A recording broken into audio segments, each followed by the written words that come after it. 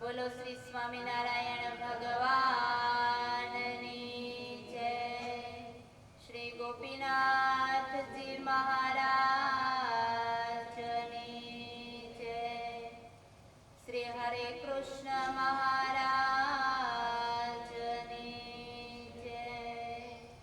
શ્રી લક્ષ્મી નારાયણ દેવ કી જય. શ્રી નરનારાયણ દેવ કી જય. શ્રી વિઘ્ન વિનાયક દેવ કી જય. શ્રી કષ્ટભંજન દેવ કી જય. હવે આપણે 5 મિનિટ ભગવાનના સંકીર્તનની અંદર લઈને થઈશું. તો બધા બહેનો પોતપોતાના સ્થાને ઊભા થઈ જાય તો આપણે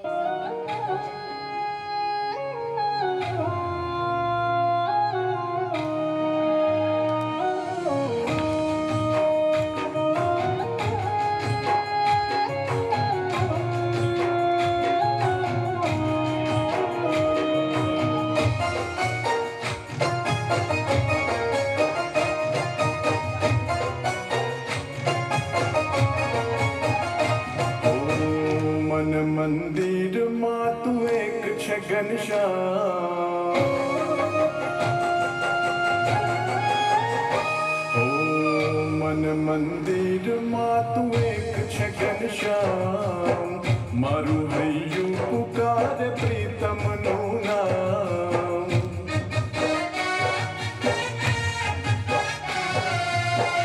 मन मंदिर मां तू एक छे घनश्याम। मारू हૈયું पुकारे प्रीतम નું નામ। हो दीदार तो पण अधूरो रह्यो। दीदार तो पण अधूरो रह्यो। दीदार तो पण अधूरो रह्यो। हरे कृष्ण हो गेलो थयो प्रीतमा। हरे कृष्ण हो गेलो थयो।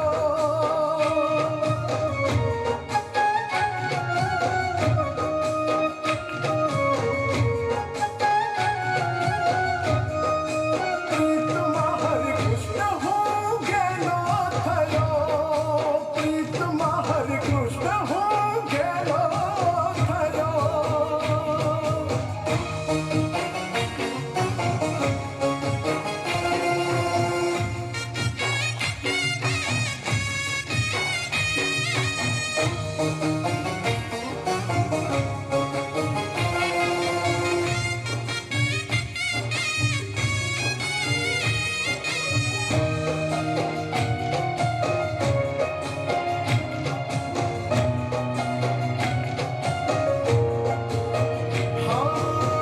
રુદિયામાં વાગે સાજરે નવેલા। મળવાયા મારા મોહન અલવેલા।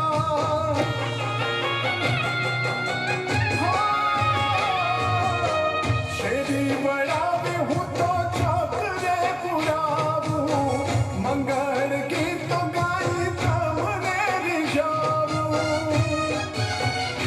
हो दीदार तो पण अधूरो रह्यो। दीदार तो पण अधूरो रह्यो। दीदार तो पण अधूरो रह्यो। हरे कृष्ण हो गेलो थयो प्रीतमा। हरे कृष्ण हो गेलो थयो।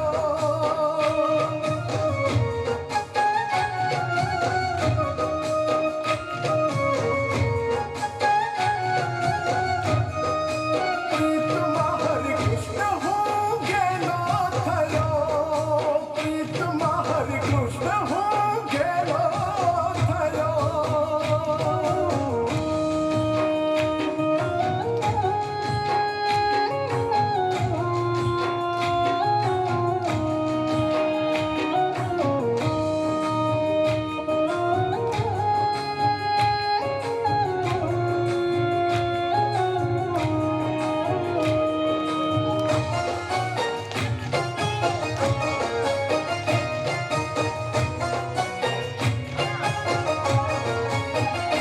हाँ चाल चटक तारी मारू मन मोहे। रेशमी रुमाल छड़ी कर माछ सोहे।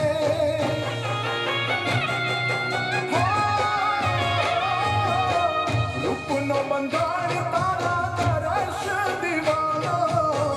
તારી મારી પ્રીતને શું સમજે જવાનો। हो दीदार तो पण अधूरो रह्यो। दीदार तो पण अधूरो रह्यो। दीदार तो पण अधूरो रह्यो। हरे कृष्ण हो गेलो थयो प्रीतमा। हरे कृष्ण हो गेलो थयो।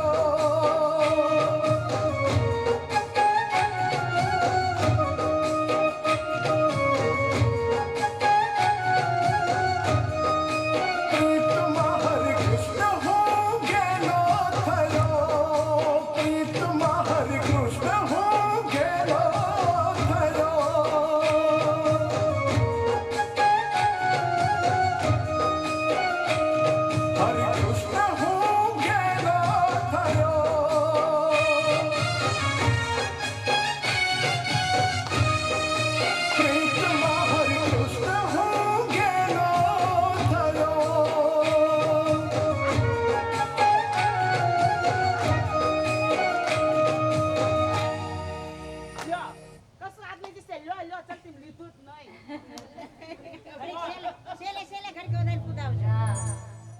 હજી રાસ લેવાનો જ છે હો છેલ્લે.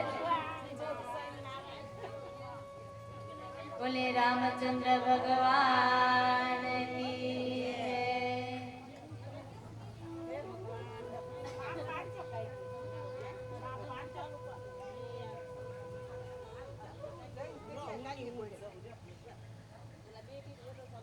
ઈષ્ટદેવ ભગવાન શ્રી સ્વામિનારાયણ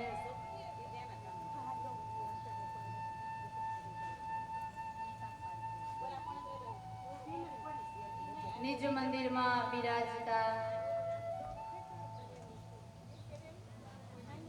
વાલા વાલા ઘનશ્યામ મહારાજ,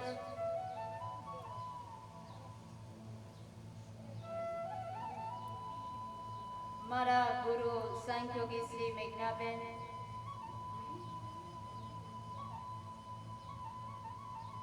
સાંખ્યોગી શ્રી શોભાબેન,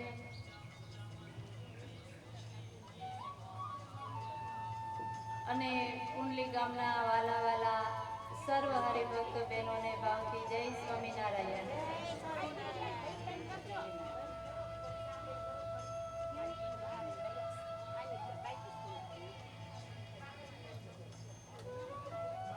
આજે આપણે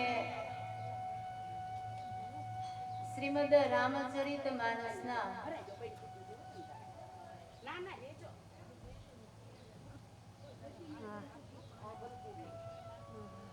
સપ્તમ દિવસના અંતિમ સત્રનો પ્રારંભ કરીએ છીએ.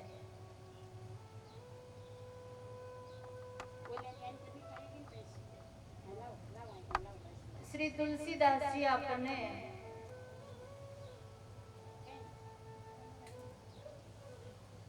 રામચરિત માનસમાં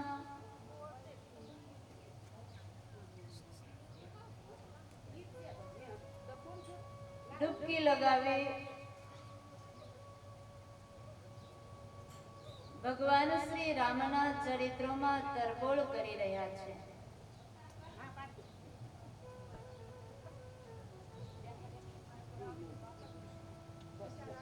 ભગવાન શ્રી રામ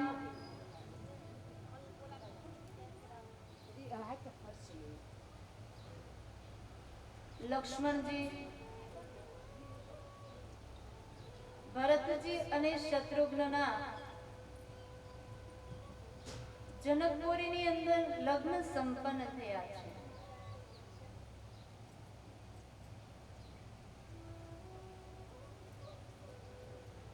લગ્ન છે ને એ 16 સંસ્કાર માયલો એક બહુ અગત્યનો સંસ્કાર છે.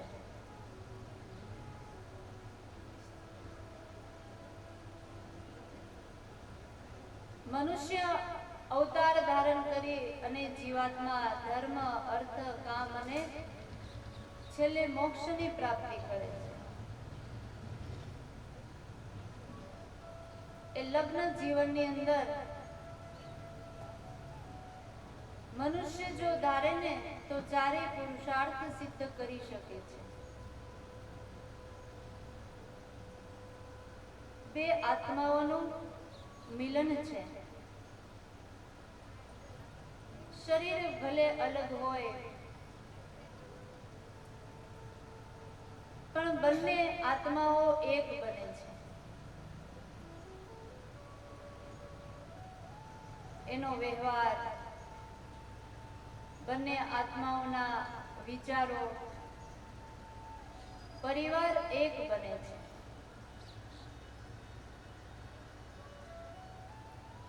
અને જ્યારે લગ્ન કરવામાં આવે ને ત્યારે 7 ફેરા ફરવામાં આવે છે. આમ તો 4 છે પણ ફરે છે 7. એ 7 વચન આપે છે કે જીવનની અંદર તારો અને મારો સંબંધ 7 પ્રકારનો છે. પતિ પત્નીમાં અને પત્ની પતિમાં, માતા પિતા, ગુરુ, બંધુ, ભગવાન, દેવ, ઈષ્ટદેવ આ બધાય એકબીજામાં જોવા જોઈએ. પતિની આજ્ઞા પ્રમાણે પત્નીએ રહેવું જોઈએ અને પત્નીની તમામ ઈચ્છાઓ પતિએ પૂરી કરવી જોઈએ. આ 7 વચનો આપે છે. સાથે સાથે એ પણ કહે છે કે તારો અને મારો સંબંધ આ એક જન્મનો નથી, 7 જન્મ સુધીનો છે.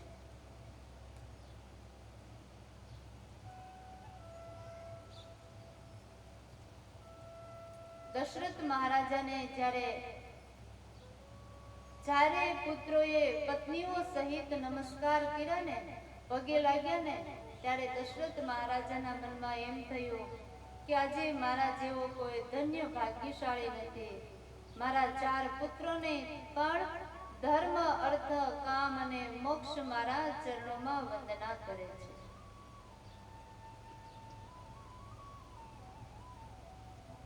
જનક મહારાજ દશરથજીને વારંવાર વિનંતી કરે છે કે હજી થોડાક દિવસ તમે રોકાઈ જાઓ, હજુ થોડાક દિવસ તમે રોકાઓ. આમ જાનને રોકતા રોકતા 1 મહિનો પસાર થઈ ગયો. રોજ નવા ભોજન, નવા વ્યંજન ખૂબ સારી રીતે સાચવે છે.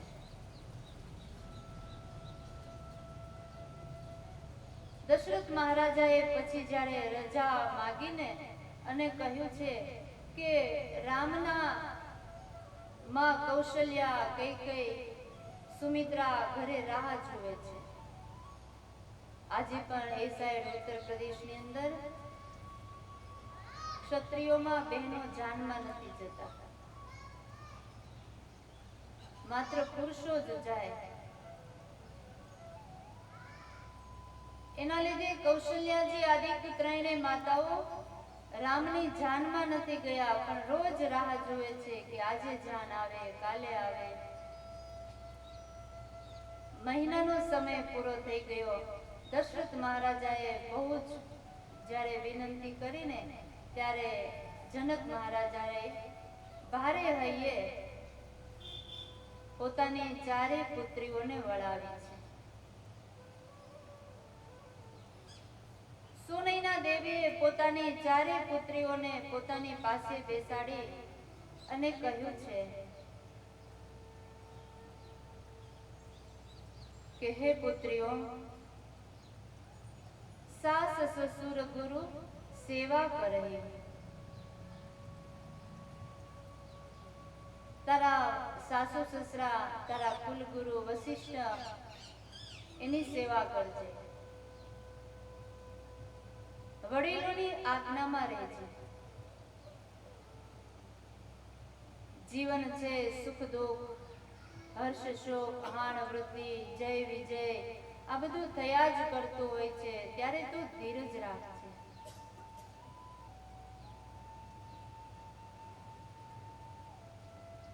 જેમ સૂર્ય ઉગે છે અને આથમે છે ને, એમ જીવનની અંદર સુખ પણ આવે છે અને દુઃખ પણ આવે છે, પણ એ બંનેનો અંત અવશ્ય હોય છે.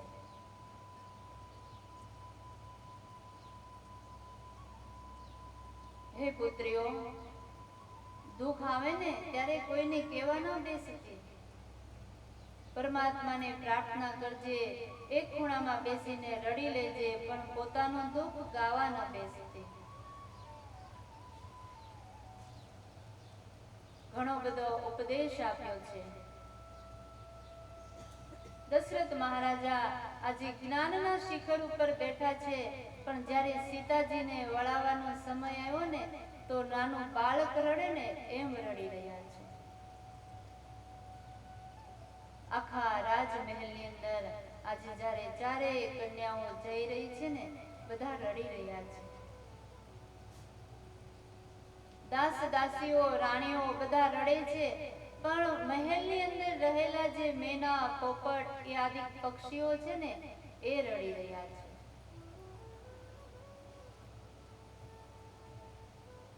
તમારી દીકરીને તમે કરિયાવર ઓછો આપશો ને તોય ચાલશે, પણ સંસ્કાર રૂપી કર્યાવર એવો આપજો કે જીવન પર્યંત ક્યારે એ દુખી ન થાય. તમારી દીકરીને તમારે રોજ કહેવાનું કે જેમ તમામને જળની જરૂરિયાત પડે છે ને એમ તારા પરિવારની અંદર તારી જરૂરિયાત પડવી જોઈએ. કન્યાના લગ્ન થાય ને ત્યારે હસ્તમેળાપ કરે ને એટલે 4 વસ્તુ આપે છે. હસ્તમેળાપ અમે કોઈનો નથી જોયો પણ તમારો તો થયો જ હશે એટલે તમને ખ્યાલ હોય, પણ કદાચ એ વખતે તમે લાજ કાઢી હોય કે હાથમાં શું દઈ ગયા શું ન દઈ ગયા કઈ ખબર હોય નહીં. પણ શાસ્ત્રો પ્રમાણે તુલસી પત્ર, પુષ્પ, જળ અને અક્ષત કેતા ચોખા આ 4 વસ્તુ આપે છે. એ 4 વસ્તુ આપી અને દીકરીને ઉપદેશ આપે છે કે હે દીકરી, જેમાં તુલસી પત્ર છે એ ભગવાન શ્રી નારાયણના ચરણે સમર્પિત છે. એવી રીતના તું તારા પતિને ચરણે સમર્પિત બનીને રહેજે. તારા પતિની આજ્ઞા પ્રમાણે રહેજે. તું જે પરિવારમાં જાય છે ને એ પરિવારની અંદર તું સુખી થા ને એટલા માટે તારા પરિવારમાં તું સમર્પિત બનીને રહેજે. અને દીકરીને એક ઉપદેશ અવશ્ય આપવો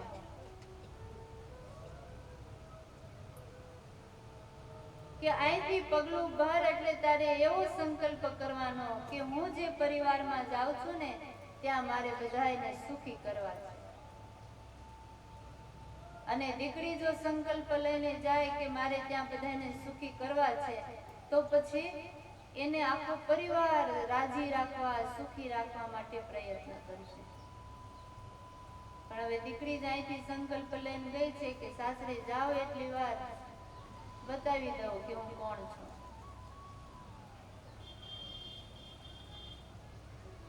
તુલસી જેમ સમર્પિત થઈને રહે છે એવી રીતના તું તારા પતિ અને પરિવારને સમર્પિત બનીને રહે છે. હાથની અંદર અક્ષત આપી અને ઉપદેશ આપે છે કે આ જે ચોખા છે ને એનું નામ જ ચોખા છે. ચોખા એકદમ ચોખા હોય પણ નામે એનું એ જ છે. જેમાં ચોખા એકદમ ચોખા છે ને એવી રીતના તારા જીવનની અંદર તારું શીલ વ્રત છે, તારો સંયમ છે, એને અખંડિત રાખજે, ખંડિત ન થવા દે. તારા પતિને જ તું સમર્પિત બનીને રહેજે. તારા પતિની આજ્ઞા પ્રમાણે રહેજે. એને જ પરમેશ્વર માનજે. બીજે ત્રીજે ક્યાંય તારું મન ડોલાવીશ નહીં.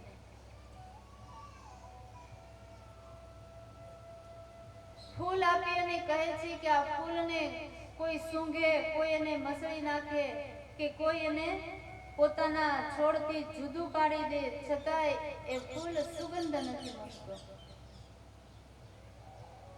એમ જીવનની અંદર સુખ દુઃખ આવે ને તો તું તારો જે નિર્મળ સ્વભાવ છે એનો ક્યારેય ત્યાગ ન કરતો. અને જળ આપીને એમ કહે છે કે આ જળની જેમ તમામ જીવાત્માઓને જરૂર પડે છે ને એમ તું જે પરિવારમાં જાય છે ને એ પરિવારમાં તારી જરૂર પડવી જોઈએ. આવા લગ્ન જીવનની અંદર, લગ્નની અંદર આવતા વિધિઓનો એક અર્થ છે અને આ બધું છે ને માં શીખવે છે. જીવન કેમ જીવવું ને એ માં પોતાના અનુભવથી પોતાની દીકરીઓને શીખવાડી દે છે. ક્યારે દીકરીને એમ ન કહેવું કે તારી સાસુને તું આમ કરી નાખજે, જુદી થઈ જા. તમે જુદી કરો છો ને એના માટે અધોગતિના પાયા ખોદો છો. માતા પિતા, પરિવાર કે જે કુટુંબમાં ગઈ છે ને એ કુટુંબ એના માટે સ્વર્ગ છે.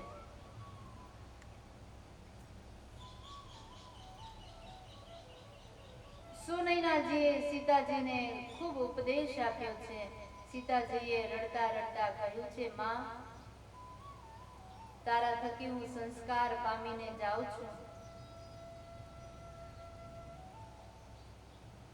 તારે અને મારા પિતાને મારા માટે અફસોસ કરવો પડે ને એવું હું ક્યારેય જીવન નહીં જીવું. ચારે કન્યાઓને ડોલીમાં બેસાડી અને વિદાય આપવામાં આવી છે. ચારે ભાઈઓ પણ રથમાં બિરાજમાન થઈ રસ્તામાં રોકાણ કરતા કરતા અયોધ્યા પરત આવ્યા છે. આજે કૌશલ્યાજીને એટલો બધો આનંદ છે કે મારો રામ પોતાની પત્ની સહિત આવી રહ્યો છે, મારો લક્ષ્મણ, મારો ભરત, શત્રુઘ્ન એ તમામ આવી રહ્યા છે. સુંદર થાળીઓ શણગારવામાં આવી છે, આરતીઓ શણગારી છે.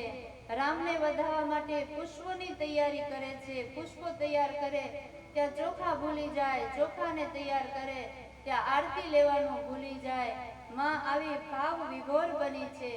માની સાથે સખીઓ અને દાસીઓ આજે રામચંદ્રજીનું સ્વાગત કરવા માટે અયોધ્યાના દ્વારે આવ્યા છે. ખૂબ ધામધૂમથી ભવ્યતાથી સીતાજીનું સ્વાગત કર્યું છે. રાજમહેલની અંદર પધરાવ્યા છે. અહીંયા બાલકાંડ પૂર્ણ થાય છે, અયોધ્યા કાંડ શરૂઆત થાય છે. જબ તે રામ બ્યાહી ઘર આયે, નિત નવ મંગલ મોદ બધાયે, ભુવન ચારી દસ ભૂધર ધારે, સુકૃત મેઘ બરસહી સુખ ભારે. ચારે ભાઈઓના લગ્ન જ્યારથી થયા છે ને અયોધ્યાની અંદર રોજ ને રોજ નવા નવા ઉત્સવો થાય છે. બધા જ ખૂબ આનંદમાં છે. સમય પછી સમય વીતવા લાગ્યો છે. એક બાર સબ સહિત સમાજા, રાજસભા રઘુરાજ બિરાજા. એક દિવસનો સમય છે. મહારાજા દશરથ પોતાના રાજમહેલની અંદર પોતાનો સમાજ સહિત કચેરીની અંદર બિરાજમાન છે. રાય સુભાય મુકુર કરલીના, બદન વિલોકી મુકુટ સમકીના. પોતાનો મુગટ સેજ ત્રાસો થયો ને એટલે દશરથ મહારાજાને એમ થયું કે લાવો અહીંયા દર્પણ છે ને એ દર્પણની અંદર જોઈ અને મારો મુકુટ સરખો કરી લો. એટલે ત્યાં સિંહાસનની અંદર રહેલું જે દર્પણ હતું એના સામુ જોઈ અને દશરથ મહારાજાએ જ્યાં મુકુટ સરખાવો કરવા માટે હાથની અંદર મુકુટ લીધો ને ત્યાં કાનની બાજુમાં એક સફેદ શ્વેત વાળ દેખાયો છે. દશરથ મહારાજાએ જોયું, વહો, મારી વૃદ્ધાવસ્થા આવી ગઈ. અયોધ્યાનું શાસન કરતા કરતા મારી યુવાની પૂર્ણ થઈ, વૃદ્ધાવસ્થા આવી ગઈ, છતાંય મને ખબર ન પડી કે મારે હવે આ રાજ્યનો ત્યાગ કરવો પડે. આ કાન પાસેનો જે સફેદ વાળ છે ને એ મને કહે છે કે હવે તમારે હરિભજન કરવાનો સમય આવી ચૂક્યો છે. હવે મારે આ રઘુવંશીઓની ગાદી ઉપર ન બેસી શકાય અને મારો રામ પણ હવે ગાદીને યોગ્ય બન્યા છે.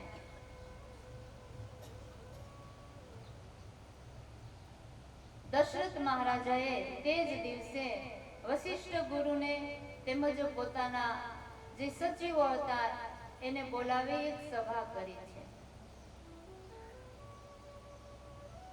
સભા કરી અને તમામને વાત કરી છે કે મને આજે આવો સંકલ્પ થયો છે કે હવે મારે આ રઘુવંશીઓની જે ગાદી છે ને એ મારે મારા પુત્ર રામને આપી દેવી છે.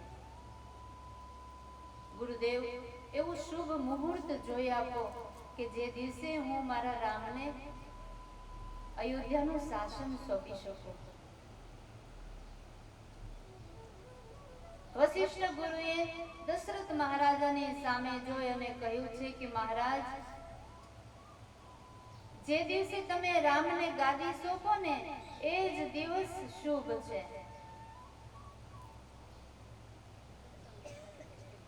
તદેવ લગ્નમ સુદિનમ તદેવ તારાબલમ ચંદ્રબલમ તદેવ.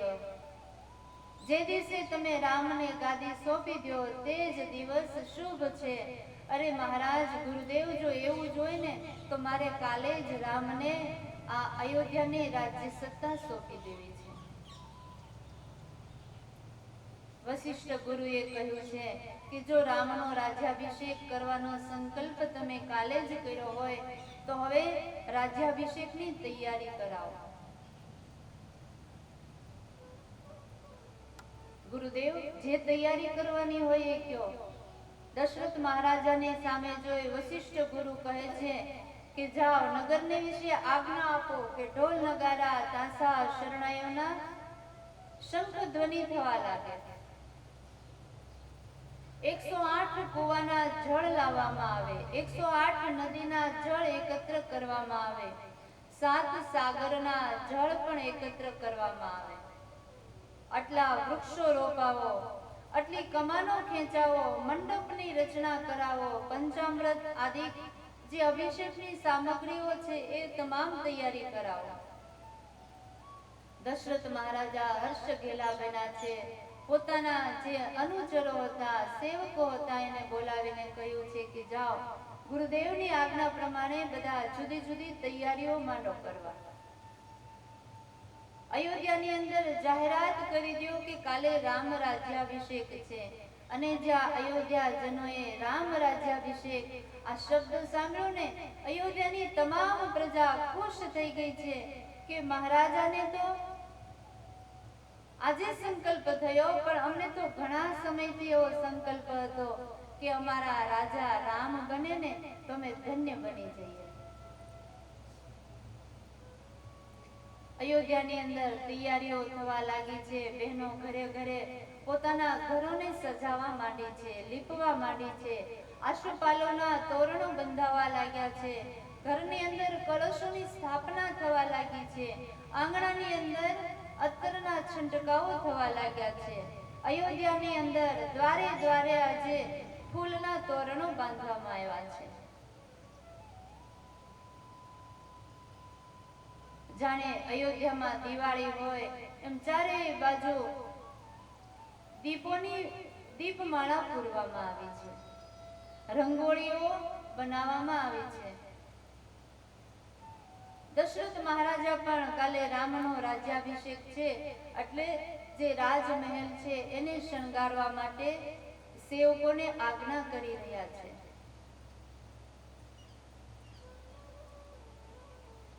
દશરથ મહારાજાએ કહ્યું છે કે રામનો રાજ્યાભિષેક કાલે છે એ વાતની શ્રી રામને ખબર નથી, એટલે ગુરુદેવ તમે રામના મહેલે જઈ અને એને જે વિધિ કરવાનો હોય એ બધું સમજાવો. વશિષ્ઠ ગુરુ શ્રી રામના મહેલે ગયા છે અને ભગવાન ગુરુદેવ વશિષ્ઠને આવેલા જોઈ શ્રી રામ કહે છે કે ગુરુદેવ, તમે શા માટે અહીંયા આવવા માટે તકલીફ લીધી? અમારા જેવા સેવકોને બોલાવી લેવાય ને. અને તમે આવ્યા છો તો લાગે છે અમારા જીવનની અંદર કંઈક મંગલ થવાનું છે, કંઈક સારું થવાનું છે. આસન ઉપર ગુરુદેવને બિરાજિત કર્યા છે. સીતાજી તેમજ શ્રી રામ પગે લાગ્યા છે.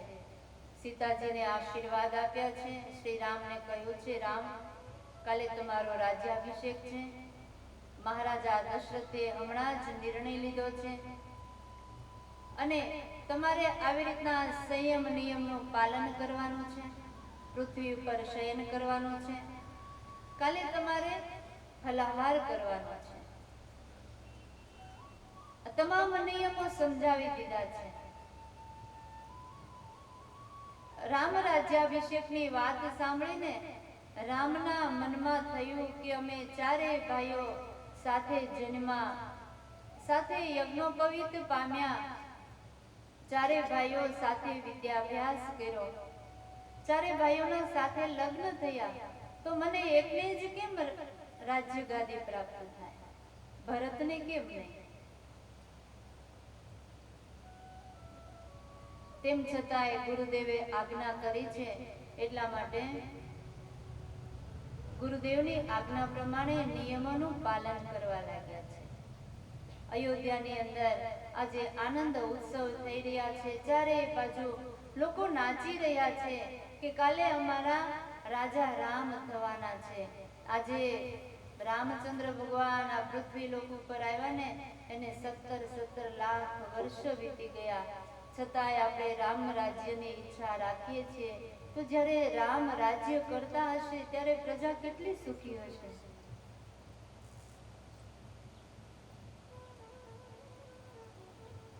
ભગવાન શ્રી રામ પણ ગુરુદેવની આજ્ઞા પ્રમાણે નિયમોનું પાલન કરી રહ્યા છે.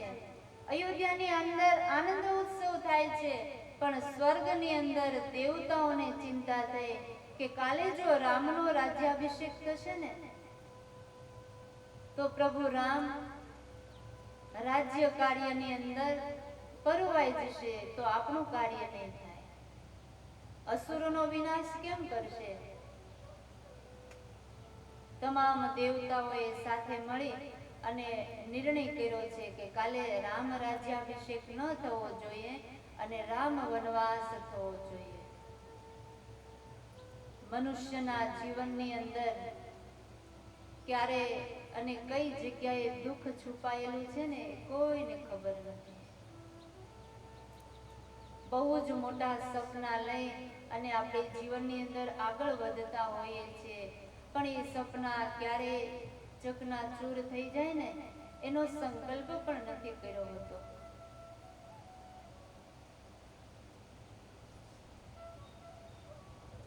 દેવતાઓ સરસ્વતી દેવીની પાસે ગયા છે. માં સરસ્વતીને પ્રાર્થના કરી છે, યા કુંદેન્દુ તુષારહાર ધવલા, યા શુભ્ર વસ્ત્રાવૃતા, યા વીણાવરદંડ મંડિતકરા, યા શ્વેત પદ્માસના, યા બ્રહ્માચ્યુત શંકર પ્રભૃતિ વીર દેવે સદા વંદિતા, સામમ પાતુ સરસ્વતી ભગવતી વિશેષ જાડ્યા. સરસ્વતી દેવી પ્રગટ થયા છે. દેવતાઓએ કહ્યું છે, માં અમારું એક કાર્ય તમારે કરવાનું છે. આપ અયોધ્યાની અંદર જાઓ અને કોઈનામાં પ્રવેશ કરી અને આ રામ રાજ્ય જે સ્થપાવવાનું છે ને કાલે એને અટકાવી દો. સરસ્વતી દેવીએ કહ્યું કે ઉચ્ચ નિવાસ નીચી કરતુતી, દેખ ન શકહી પરાઈ વિભૂતિ. હે દેવતાઓ, એટલે ઊંચે સ્વર્ગની અંદર નિવાસ કરો છો અને આવા નીચા વિચારો તમે રાખો છો. અયોધ્યાનો આનંદ ઉત્સવ તમારાથી જોયો નથી જતો. શા માટે તમારે આવું કાર્ય કરવું છે?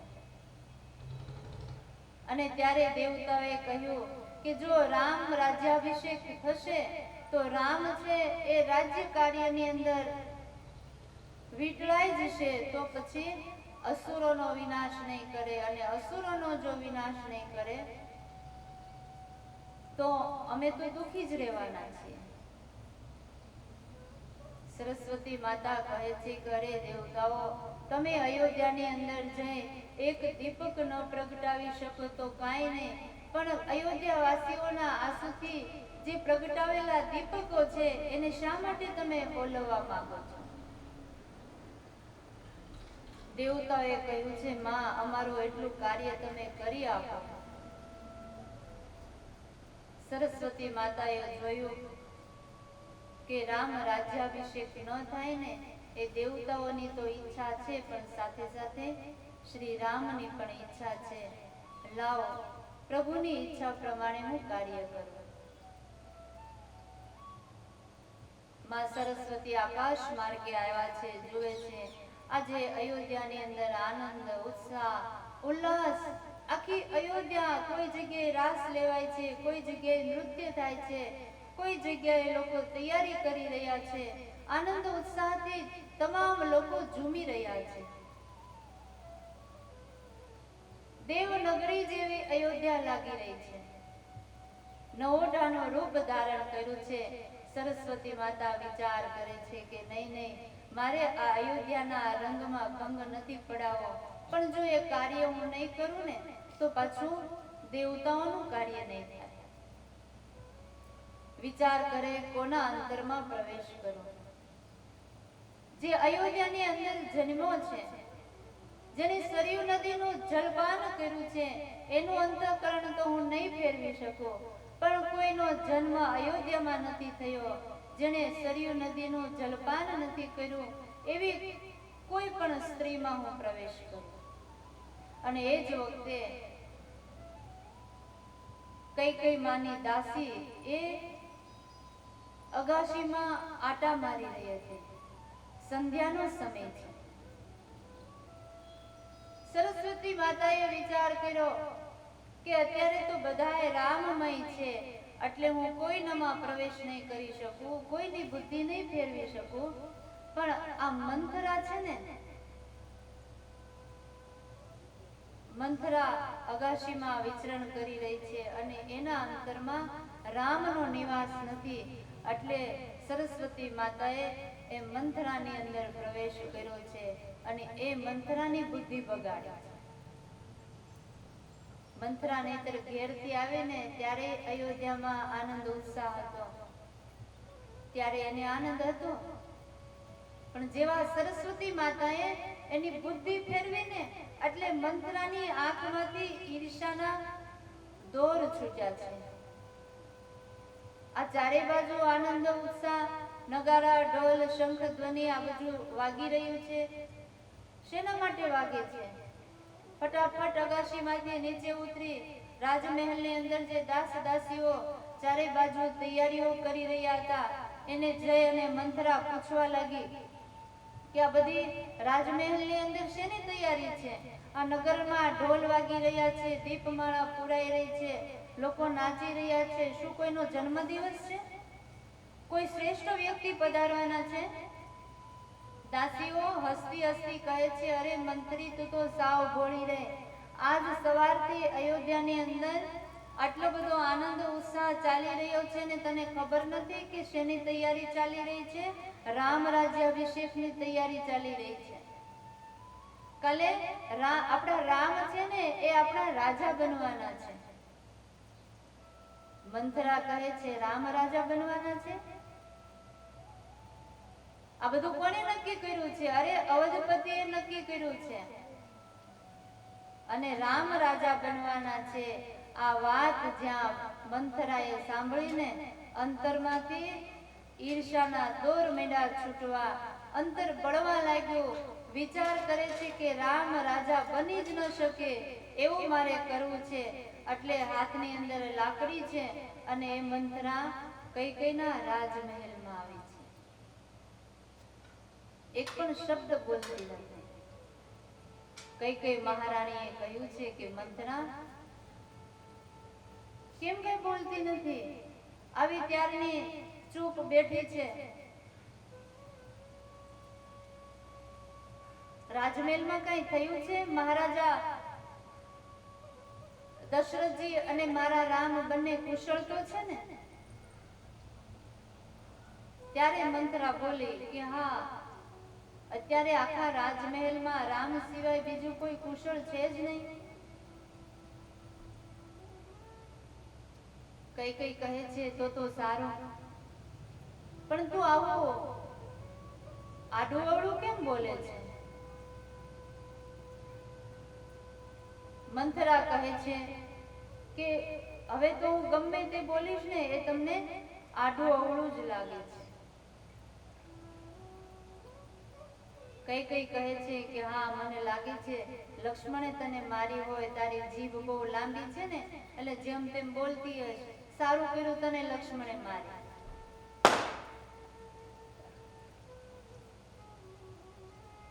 મંથરા કહે છે કે હવે તો રાજમહેલની અંદર અમારા માટે કોઈ સ્થાન નથી.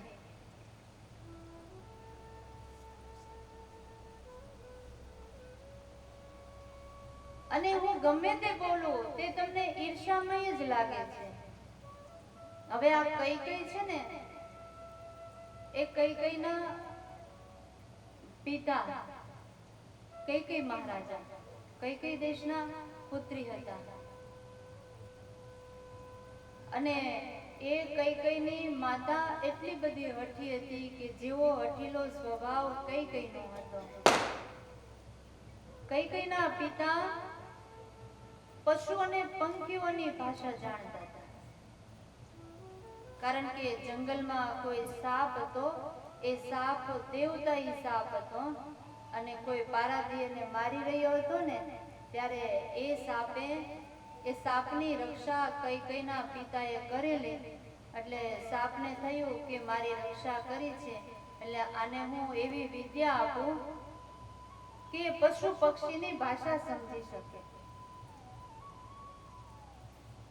એવી વિદ્યા એને આપી. પણ સાથે સાથે સાપે કહેલો કે એ વિદ્યા તમે જાણો છો એ વાત તમારે કોઈને નહીં કહેવાય. સારું, પણ કે જો તમે કોઈને કહી દેશો ને તો પછી તમારી વિદ્યા જતી રહેશે અને તમારું મૃત્યુ થશે. રાજાએ કહ્યું કાંઈ વાંધો નહીં, હું કોઈને વાત નહીં કરું. એટલે જે કોઈ પશુ પંખી, કોઈ વૃક્ષ ઉપર પોપટ, ચકલી કે મેના, કબૂતર જે કઈ બોલે ને એ રાજા બધું સમજે કે આ શું કહેવા માંગે છે, પણ કોઈને કહે નહીં. એમાં એક દિવસ મહારાજા જમવા માટે બેઠા. જમવા માટે બેઠા ને એટલે રાજાએ રાણી પાસેથી મધ માંગ્યું. રાણી સાહેબ મધ લાવ્યા ને એમાંથી મધ મહારાજાને પીરસતા પીરસતા એક મધનું ટીપું નીચે પડી ગયું. એટલે મધ હોય કે ખાંડ હોય કે સાકર હોય કે ગોળ હોય, ગળી વસ્તુ હોય ત્યાં કીડીઓને આમંત્રણ ન દેવું પડે. કે પછી 15મા માળે હોય ને તો એ કીડીને ખબર પડી જાય કે અહીંયા ગળી વસ્તુ છે.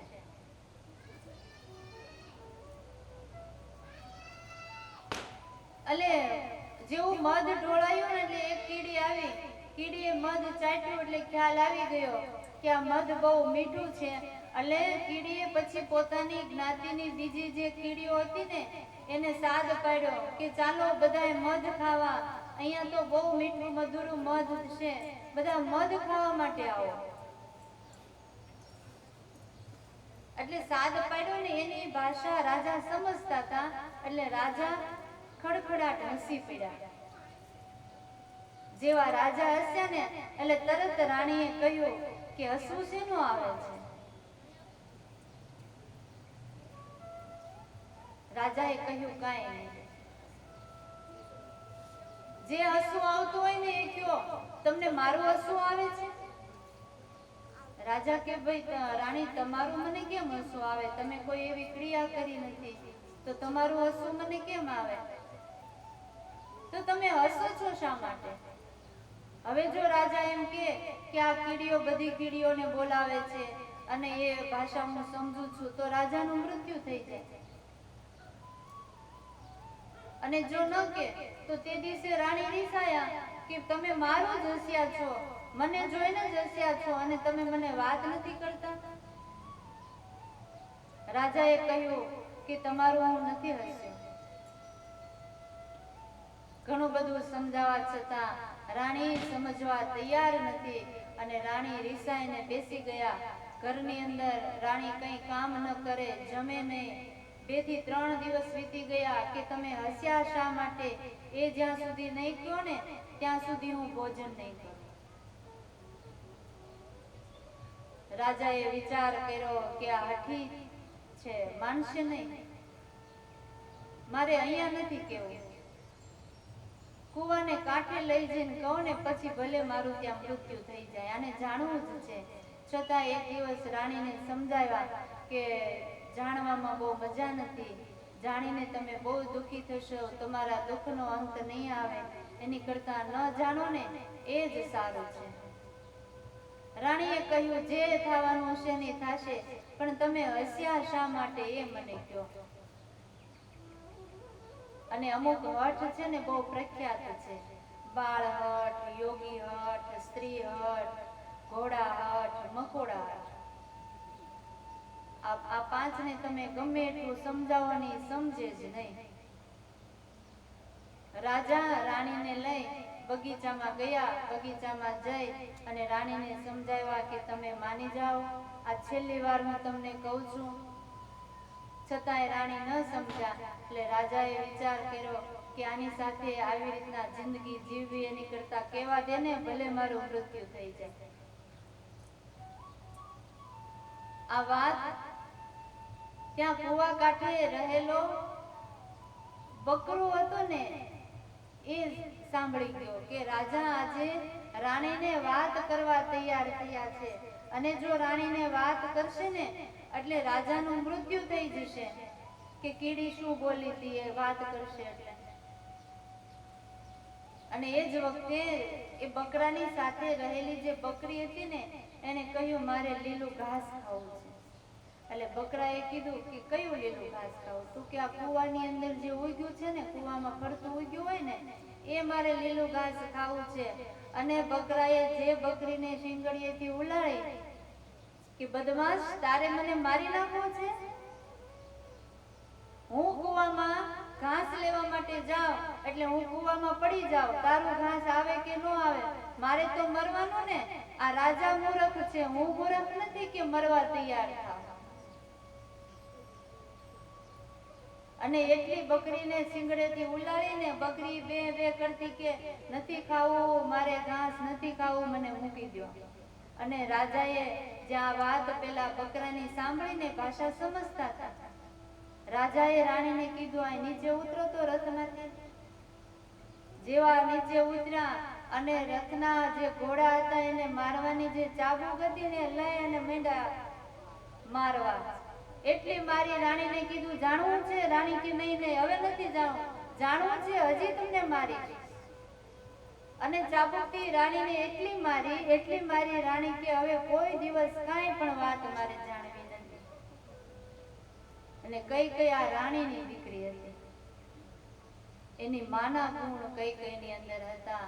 અને રાજા પણ એટલા સ્વાર્થી હતા અને સ્વાર્થના સંસ્કારો કઈની અંદર આવેલા. પછી રઘુવંશમાં આવ્યા ને એટલે બધા એની સાથે રઘુવંશીઓની સાથે રહી અને સ્વાર્થના સંસ્કારો દબાઈ ગયા અને કઈની અંદર ત્યાગના સંસ્કારો આવ્યા. પણ આજે મંથરા છે ને એ સ્વાર્થના સંસ્કારો બહાર લાવી દેશે.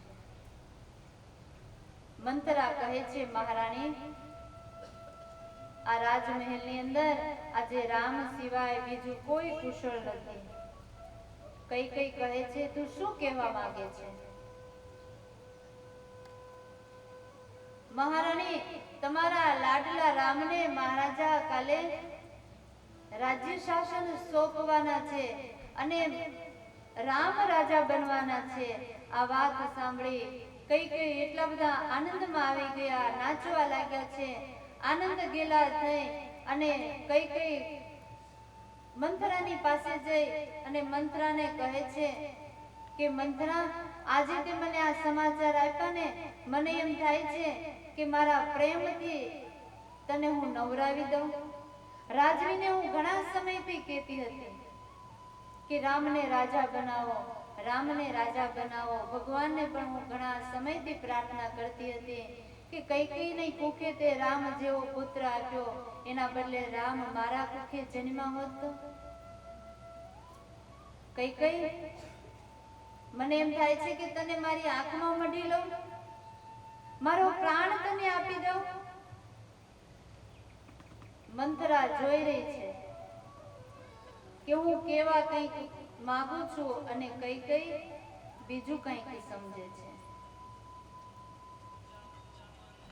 મંથરા કહે છે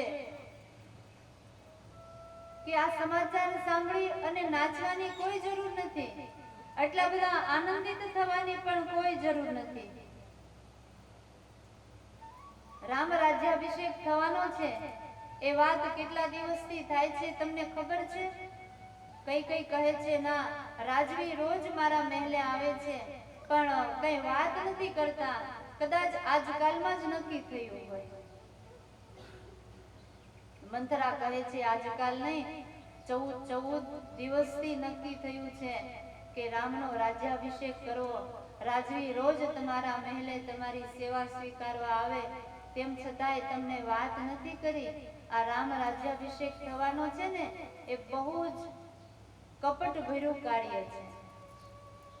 ભરત અને શત્રુઘ્ન મામાના ઘરે ગયા છે, એનો લાભ ઉઠાવી અને રામનો રાજ્યાભિષેક થવાનો છે. અને સાંભળ કઈ કઈ, રામનો રાજ્યાભિષેક થશે ને એટલે તમને અને તમારા પુત્ર ભરતને બંનેને રાજમહેલની બહાર કરી દેવાના છે. કઈ કઈ કહે છે એ વાત બને જ નહીં. શું બને નહીં કે કઈ કઈ કૌશલ્યા માતાને દાસીઓની પાસે વાત કરતા મેં સાંભળ્યા છે કે જેવો રામનો રાજ્યાભિષેક થાય એટલે કઈ કઈ અને ભરતને બંનેને રાજ્યથી દૂર કરી દેવાના છે. જો એ બંને અમારી સેવા કરશે તો બરાબર છે, જો સેવા ન કરે તો એને કેદખાનામાં નાખવાના છે. કઈ કઈ માતાએ કહ્યું છે અરે મંત્રી તું આવું અવળું શું કામ બોલે છે? જેની કુખે સ્વયં રામે અવતાર ધારણ કર્યો હોય એ રામની માતા કૌશલ્યા ક્યારેય આવો વિચાર ન કરે. મહારાજા પણ મારા પ્રત્યે અનહદ પ્રેમ ધરાવે છે, મહારાણી કૌશલ્યા પણ મારા પ્રત્યે ખૂબ પ્રેમ ધરાવે છે. અને ત્યારે મંથરા કહે છે આવું મનમાં ખોટું ધારીને બેઠા છો ને એટલે જ દુખી થવાના છો.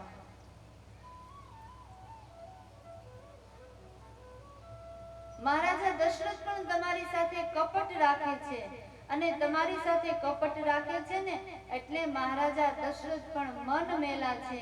આમ જા પોતાના સૌભાગ્યને મન મેલા કીધા ને એટલે કઈ કઈ એક તમાચો કઈક મંથરાને માર્યો છે અને કહ્યું છે ખબરદાર છે જો મારા સૌભાગ્યની વિરુદ્ધ તું બોલી છે તો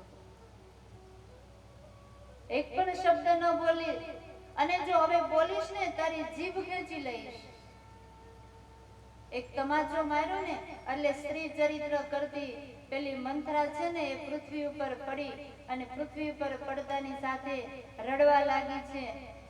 એટલે કઈ કઈને થયું કે મારાથી વધારે બોલાઈ ગયું છે, એટલે મંથરાની પાસે જઈ અને મંથરાને બે હાથ પકડી ઊભી કરતા કહે છે કે મંથરા મારે તને મારવી નહોતી પણ તું વધારે પડતું બોલે છે ને એટલે મારે તને મારવી પડી છે. હવે પછી ક્યારેય તું આવો એક પણ શબ્દ મારા સૌભાગ્યને વિરુદ્ધ ન બોલીશ. આવું તું કેમ બોલીને એ જ મને ખબર ન પડે.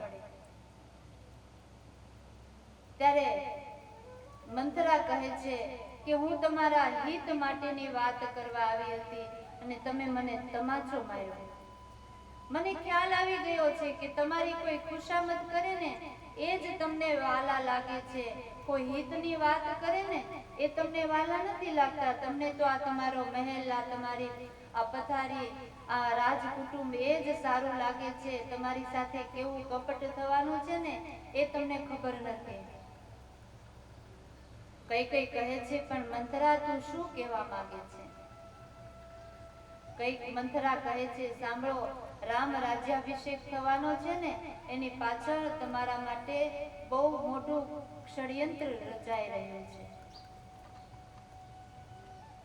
રામ રાજા થાય કે ભરત રાજા થાય એમાં હું કઈ દાસીમાંથી રાણી નથી બની જવાની, પણ તમે અને તમારા પુત્ર ભરત બંને દુખી થાવ ને એ મારાથી જોયું જતું નથી. કારણ કે તમારા મારા ઉપર ઘણા ઉપકારો છે અને હે કૈકેયી તને મેં મારી પુત્રી સમાન માની છે. મંત્રાનો જ્યાં સ્પર્શ કર્યો ને એટલે કૈકેયીની બુદ્ધિમાં પણ ફેરફાર થવા લાગ્યો. કૈકેયી કહે છે, મંત્રા તું એમ કહે છે કે અમારે રામ અને કૌશલ્યાના દાસ બનવાનું છે, તો સાંભળી લે, અમારે પિયર જતા રહેશું. પિયર ન જઈએ તો આત્મહત્યા કરી લઈશ, પણ હું ક્યારેય કૌશલ્યા અને રામના દાસ નહીં બનીએ. હે મંત્રા, તું કહે એ પ્રમાણે હું કરવા માટે તૈયાર છું. મંત્રા કહે છે, મહારાણી 15 દિવસના આ રાજ્ય ગાદી સોંપવાની વાત ચાલી રહી છે. મહારાજા દશરથ રોજ તમારી પાસે આવે છે, છતાંય તમને કોઈ વાત નથી કરી. વશિષ્ઠ ગુરુ પણ મન મહેલા છે, રાજવી પણ એવા જ છે. તમારી વિરુદ્ધ જે ષડયંત્ર રચ્યું છે ને,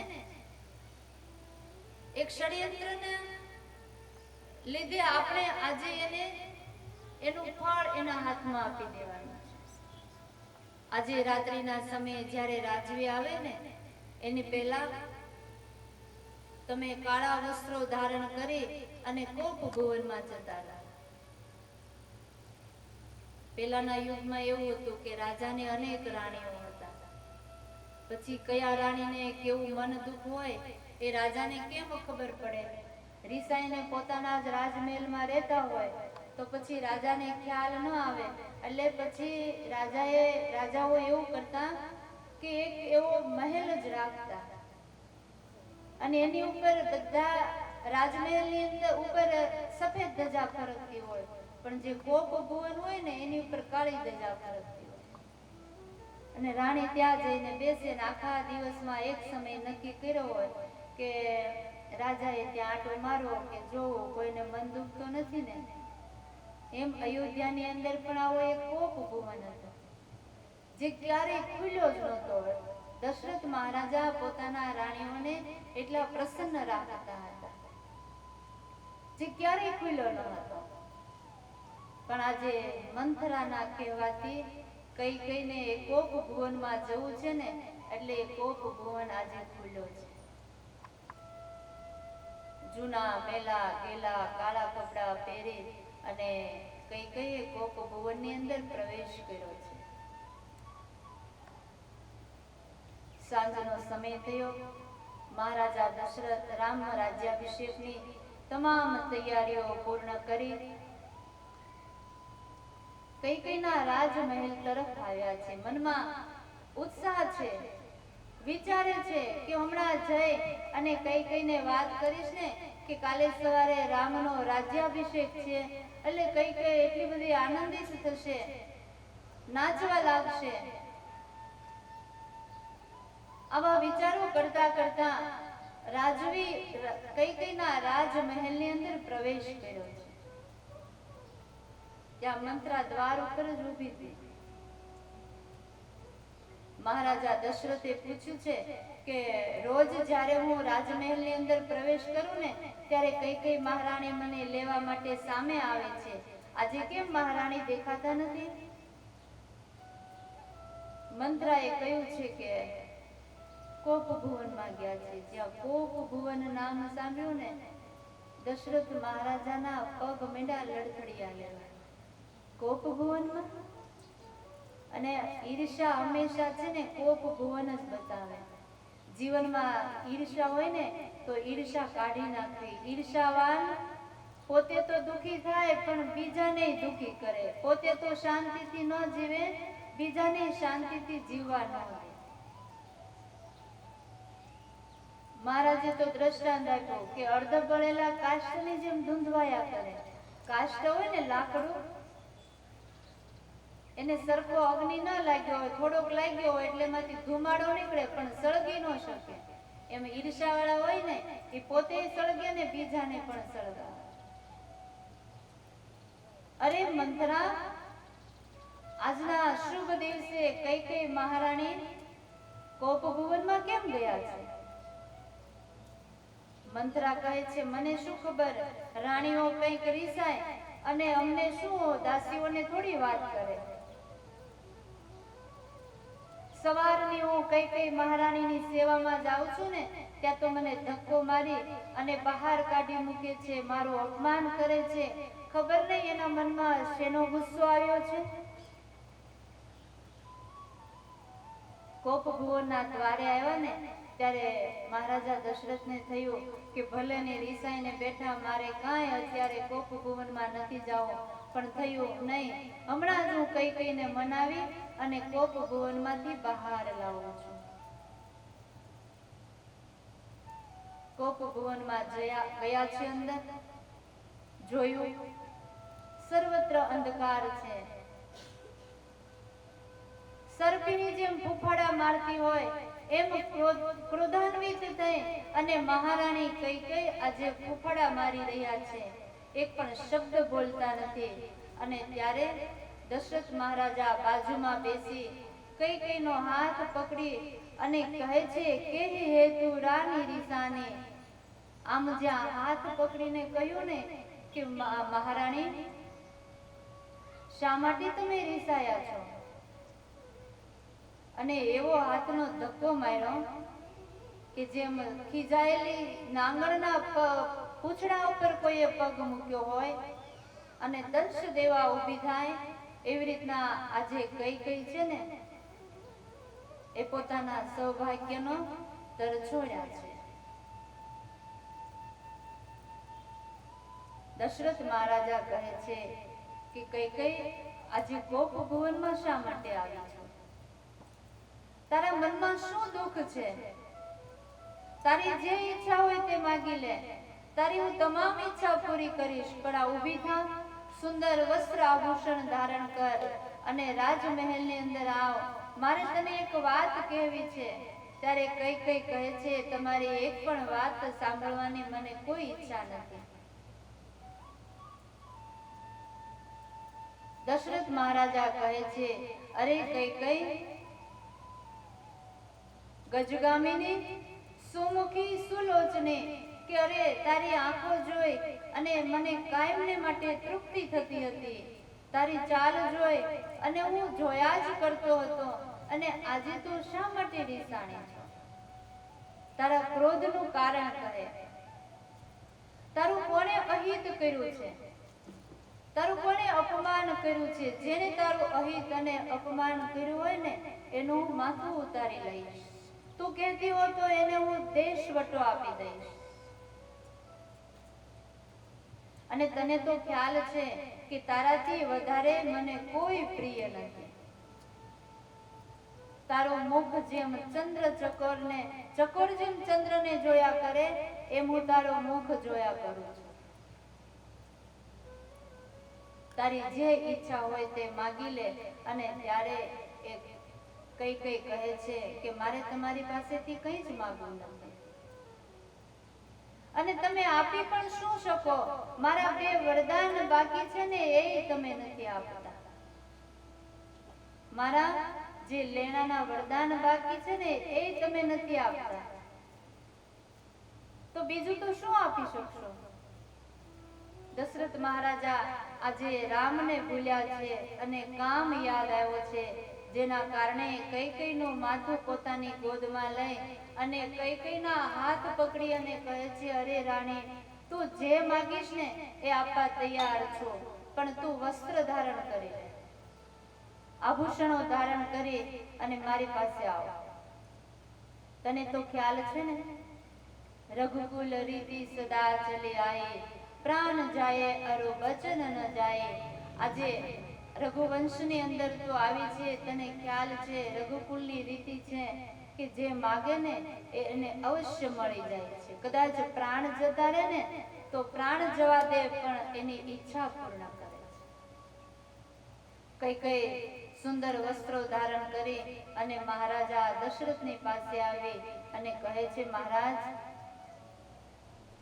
હું જે માંગુ તે મને આપશો? દશરથ મહારાજા કહે છે, રાણી, આજે તું જે માંગીશ ને એ આપવા માટે તૈયાર છું, પણ પેલા તમે રામના સોગંદ ખાઓ. દશરથ મહારાજા વિચાર કરે છે કે કઈ ક્યારેય રામના સોગંદ નથી ખાધા. અનહદ રામ પ્રત્યે એને પ્રેમ છે, પણ આજે રામના સોગંદ ખાવાની મને વાત કરે છે. પણ દશરથ મહારાજા આજે રામને ભૂલ્યા છે ને. કહ્યું, હા મહારાણી, હું રામના સોગંદ ખાઉં છું. અને ક્યારેય જીવનની અંદર એક વસ્તુ યાદ રાખજો કે પોતાના ઈષ્ટદેવ, પોતાના માતા પિતા, પોતાનું સૌભાગ્ય, પોતાના ગુરુ, પોતાના સંતાનો ક્યારેય સોગંદ ન ખાતા. આટલા વ્યક્તિઓના ક્યારેય સોગંદ ન ખાતા. આ બધું જે મળ્યું ગણાયું ને, જે તમને મળ્યું છે ને, એ ભગવાનની કૃપા છે. ગણાય તો ભગવાન નહીં ખાઈ લે. પોતાની વાત સાચી રાખવા માટે આ બધાના સોગંદ ખાય છે. અને જેટલા તમે એ બધાના સોગંદ ખાઓ ને, એટલી તમે એની હત્યા કરી હોય ને એટલું પાપ લાગે. એટલે ક્યારેય એના સોગંદ ન ખાવા. આપણી સાચી વાત પણ ભલે ખોટી થઈ જાય, કઈ વાંધો નહીં. ઘણા તો કંઠી પકડ્યા, કંઠી ના છો. અરે ભાઈ, કંઠી તમારી, તમે એને શું માનો છો? એ તમારા ઈષ્ટદેવનું સ્વરૂપ છે. અને એ જ વખતે આજે દશરથ મહારાજા પણ રામના સોગંદ ખાય અને કહે છે કે હું રામના સોગંદ ખાઉં છું કે તારી જે ઈચ્છા હશે ને એ હું પૂર્ણ કરીશ. કઈ કહે છે, મહારાજ મારે તમારી પાસેથી કઈ નથી લેવું, પણ વર્ષો પહેલા જ્યારે દેવાસુર સંગ્રામની અંદર તમે ગયેલા ત્યારે હું તમારો રથ ચલાવતી હતી.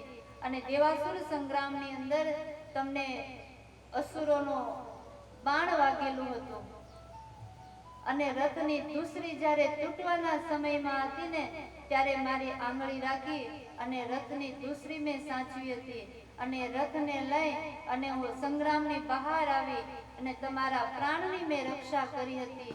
અને ત્યારે તમે મને કહ્યું હતું કે આજે તમે મારા પ્રાણની રક્ષા કરી અને સાથે સાથે આ રથની પણ રક્ષા કરી છે. તમારે જે જોઈએ ને તે મારી પાસે માગી લો. એ બે વરદાન મારા તમારી પાસે અનામત પડ્યા છે. એ બે વરદાન મને આપી દો. મહારાજા દશરથ કહે છે કે માગી લો, તમારે જે જોઈએ તે. આજે રામનો રાજ્યાભિષેક કાલે થવાનો છે ને, એના આનંદમાં હું તમને જે જોઈએ ને તે વરદાન આપી દઈશ. મંત્રના કહેવા પ્રમાણે કઈ મહારાણીએ આજે દશરથ મહારાજાને કહ્યું છે કે પહેલું વરદાન મારું એ છે, સુનહો પ્રાણ પ્રિય ભાવત જી કા દેહ એક બર ભરત હી ટીકા. પહેલા વરદાનમાં હું એ માંગુ છું કે કાલે રામનો રાજ્યાભિષેક થવાનો છે ને, એના બદલે મારા ભરતનો રાજ્યાભિષેક થાય. અને બીજું વરદાન એ માંગુ છું કે તાપસ વેશ વિશેષ ઉદાસી 14 વર્ષ રામ વનવાસી. તપસ્વીનો વેશ ધારણ કરી અને 14 વર્ષ સુધી રામ જંગલમાં વિચરણ કરે. આ બે વરદાન મને આપો. કઈ જ્યારે આ બે વરદાન માંગ્યા ને, એ આખો એ રાજમહેલ ફરવા લાગ્યો છે. અયોધ્યાની અંદર અપશુકન થવા લાગ્યા છે. દશરથ મહારાજાને ચક્કર આવી ગયા છે કે આ મહારાણી કઈ શું મારી પાસે માંગ્યું છે. રામ રાજ્યાભિષેકની જાહેરાત થઈ ગઈ છે, તમામ તૈયારીઓ થઈ ગઈ છે. પણ કઈ મારી પાસે ભરતનો રાજ્યાભિષેક માંગ્યો. હું ભરતનો રાજ્યાભિષેક તો કરીશ, પણ રામને વનવાસ શા માટે? સિંહણ જેમ ત્રાડ નાખે અને વૃદ્ધ હાથી જેમ ધ્રુજવા લાગે ને, એમ દશરથ મહારાજા ધ્રુજવા લાગ્યા છે. ત્યાં ને ત્યાં પૃથ્વી ઉપર પડી ગયા છે અને હા રામ આવી રીતના પોકાર કરવા લાગ્યા છે.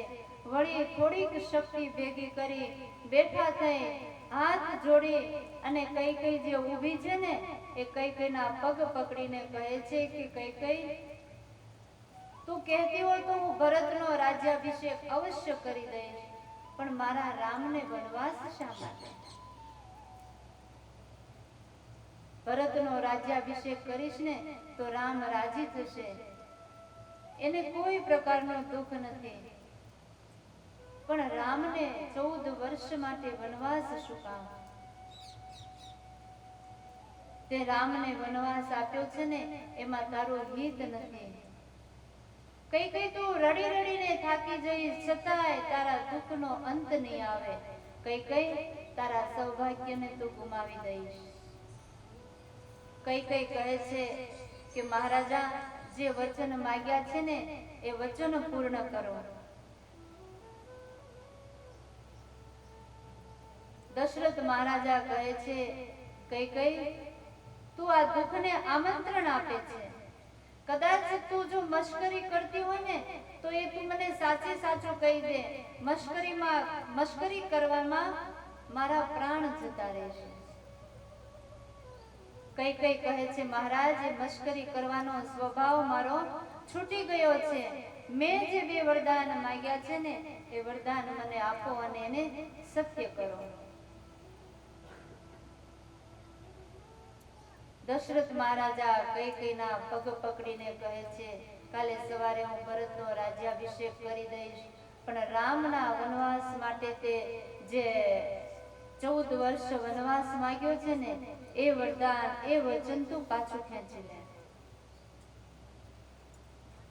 કૈકેયી કહે છે મહારાજ, ક્યારના કહેતા હતા ને કે રઘુકુલ રીતિ સદા ચલી આયે, પ્રાણ જાયે અરુ વચન ન જાયે. એ તમારો રઘુકુલની રીતિ ક્યાં ગઈ? તમે મારી માંગણીના જે આ 2 વરદાનો છે એ વરદાન સત્ય કરવા માટે આગળ વધો. દશરથ મહારાજા વિનંતી કરતા રહ્યા, છતાં પણ કૈકેયી માનવા માટે તૈયાર નથી. હાથ તરછોડાવી અને કૈકેયી દૂર જઈને ઊભી રહી છે, જાણે નાગણ ફૂફાડા મારતી હોય, જેમ સરપીણી ફૂફાડા મારતી હોય ને એવી રીતના દશરથ મહારાજાની પાસે વાત કરી રહી છે. આજે અયોધ્યાની અંદર બધા પ્રાતઃકાળની રાહ જોવે છે. સવાર થવા આવી છે. સુમંત આદિ જે સચિવો છે એ પણ તૈયાર થઈ કૈકેયીના રાજમહેલના દ્વારે ઊભા છે, વિચાર કરે છે. હમણાં મહારાજા બહાર નીકળે છે. અયોધ્યાની અંદર રામ રાજ્યાભિષેક થવાનો છે, એટલે સારી અયોધ્યા રાજમહેલના દ્વારે આવીને ઊભી છે. સૂર્યનારાયણની કિરણો દેખાવા છતાંય મહારાજા દશરથ જ્યારે કૈકેયીના મહેલમાંથી બહાર નથી આવ્યા, ત્યારે સુમંત દ્વાર ખોલીને જેવા અંદર આવે ને ત્યાં તો રાજમહેલનું વાતાવરણ એકદમ ભયંકર હતું. સુમંતે કહ્યું, મહારાજાની દશા આવી કેમ થઈ છે? ત્યારે કૈકેયીએ કહ્યું છે કે ક્યારના આવીને કહેતા હતા 2 વચન માંગી લે, અને એ વરદાન મેં માંગ્યા ને એ વચન વરદાન આપવાને એને ભારે પડે છે. શું તમે વચન માંગ્યા છે? કૈકેયીએ વાત કરી છે, અને આ જ્યાં વાત સાંભળી કે 14 વર્ષ સુધી રામને વનવાસ અને રામના બદલે ભરતનો રાજ્યાભિષેક, સુમંત પણ થથરી ગયા છે. કૈકેયીએ કહ્યું છે, જાઓ સુમંત, એક રાણી તરીકે હું તમને આજ્ઞા કરું છું કે જે રામના વિયોગમાં રાજવી રડી રહ્યા છે ને, રામને બોલાવી લાવો. આ બાજુ રામજી પણ પોતે સ્વયં માં કૌશલ્યાને પગે લાગી અને કૌશલ્યા પાસે બેઠા છે. કૌશલ્યાજીએ પણ સુંદર સ્વાંગ ભગવાન રામચંદ્રજીને પહેરાવ્યો છે. રાહ જુએ છે કે હજી રાજવી કેમ નથી આવ્યા, હજી મહારાજા કેમ નથી આવ્યા. ત્યાં સુમંતે આવી અને કહ્યું છે, રામ, તમને મહારાજા દશરથ યાદ કરે છે. બધા વિચાર કરવા લાગ્યા કે શું મહારાજાની તબિયત બગડી છે, શું થયું છે, કેમ શ્રી રામને બોલાવવા માટે આવ્યા છે. ભગવાન રામચંદ્રજી પણ હજુ પૂજાના જ વસ્ત્રો પહેરેલા છે. એ જ વસ્ત્રો પહેરી અને મહારાજા દશરથ જ્યાં કૈકેયીના મહેલની અંદર હતા ને ત્યાં આવ્યા છે. પિતાની આવી દશા જોઈ રામચંદ્ર ભગવાન પણ પામી ગયા છે કે કંઈક અજુગતું થઈ ગયું છે. કહ્યું છે, મારા માં, મારા પિતા આટલા બધા દુઃખી કેમ છે, આજે કેમ રડી રહ્યા છે, નિશાસા કેમ નાખે છે. અને ત્યારે કૈકેયીએ કહ્યું છે કે તારા પિતા દુઃખી છે અને રડી રહ્યા છે એનું કારણ તું છો. માં, મારા પિતા જો મારાથી દુઃખી થતા હોય તો તું કે એ પ્રમાણે હું કરવા તૈયાર છું, પણ મારા પિતા દુઃખમાંથી બહાર આવે. દશરથ મહારાજા એક પણ શબ્દ બોલી શકતા નથી. આજે એકદમ દશરથ મહારાજા દુર્બળ બની ગયા છે. કૈકેયીએ કહ્યું છે કે મારી પાસે આવ્યા, મેં 2 વરદાન માંગ્યા છે. એક વરદાનથી ભરતનો રાજ્યાભિષેક અને બીજા વરદાનથી તારા માટે મેં 14 વર્ષ સુધી વનવાસ માંગ્યો છે. અને એ વાત રાજવી સહન નથી કરી શક્યા ને એટલા માટે જે અહીંયા બેઠા બેઠા રડે છે. ભગવાન રામચંદ્રજીએ કહ્યું, બસ માં, આટલી જ વાત છે. મારો ભાઈ ભરત જો રાજા બનતો હોય ને તો મને ખૂબ આનંદ થશે.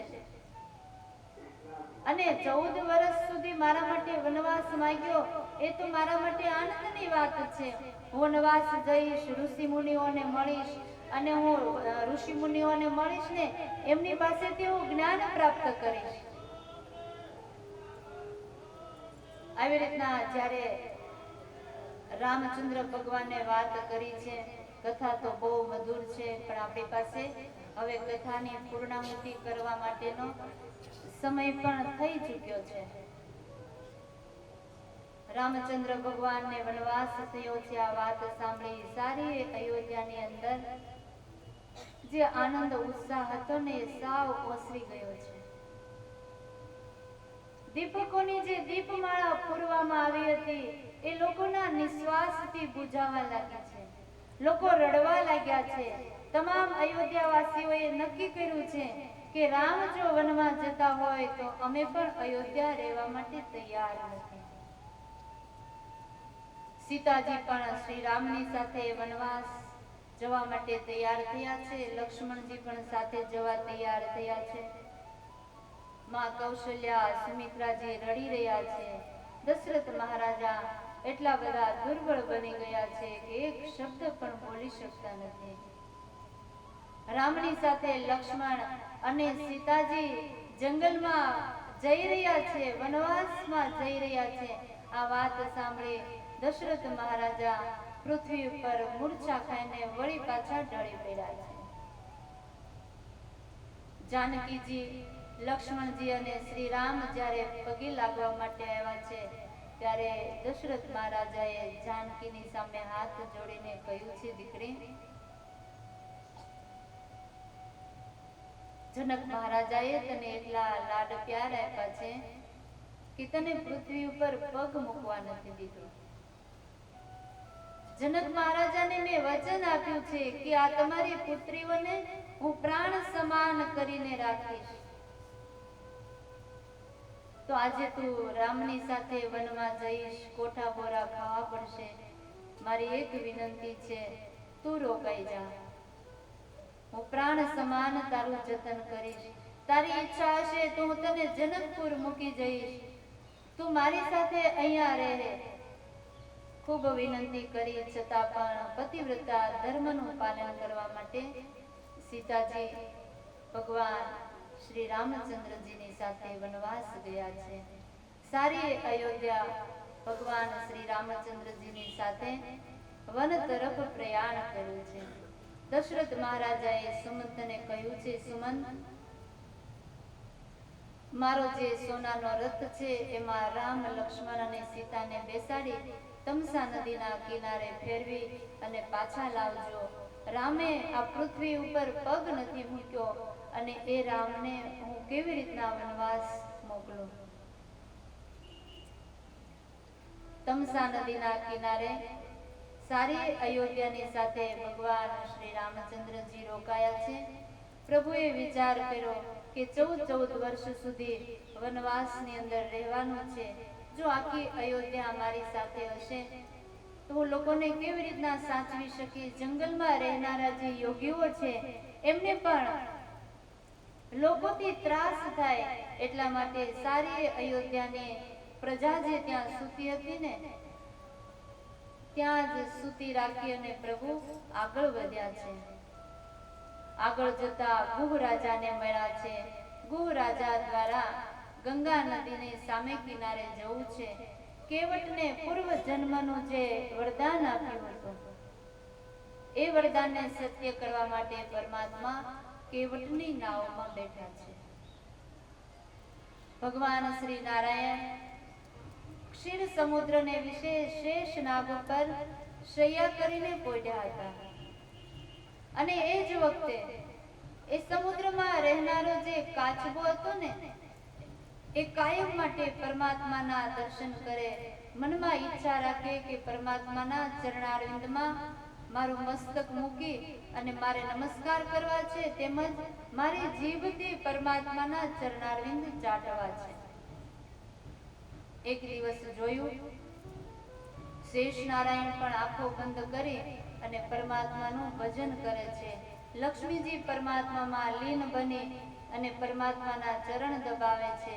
જેવા કાચબો નજીક જાય, પરમાત્માના ચરણ સ્પર્શ કરવા જાય ને ત્યાં શેષ નારાયણે પોતાની ફેણાથી કાચબાને દૂર કરી દીધો છે. લક્ષ્મીજીએ પણ કાચબાને દૂર કર્યો. વારંવાર કાચબો પરમાત્માના ચરણારવિંદનો સ્પર્શ કરવા આવે પણ લક્ષ્મીજી અને શેષ નારાયણ ચરણ સ્પર્શ ન કરવા દે ત્યારે પરમાત્માએ કહ્યું છે કે હે કાચબા,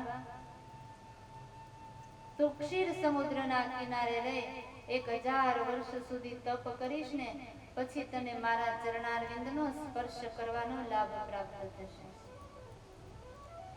અને ક્ષીર સમુદ્રના જળમાં રહી અને કાચબાએ 1000 વર્ષ સુધી તપ કર્યું ને બીજો જન્મ એને કેવટનો મળ્યો છે. અને એ કેવટની નૌકા આજે ગંગા નદીમાં છે. બીજા બધાયની નૌકાને આજે ગુહ રાજાએ રજા આપી છે. એ કેવટે પરમાત્માના ચરણારવિંદ ધોયા છે. પરમાત્માના ચરણારવિંદને પોતાના મસ્તક ઉપર પધરાવ્યા છે અને આજે સંપૂર્ણ લાભ કેવટે લીધો છે.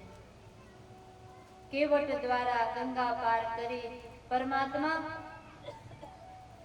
આગળ વધ્યા છે.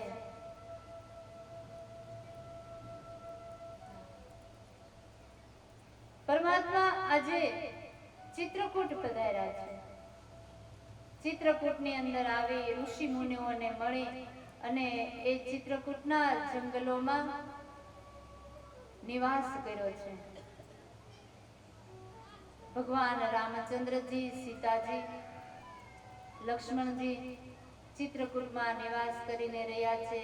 આ બાજુ મહારાજા દશરથ પણ સુમંતની રાહે બેઠા છે કે હમણાં જ સુમંત મારા રામ અને લક્ષ્મણને સીતાજીને લઈ પરત આવશે.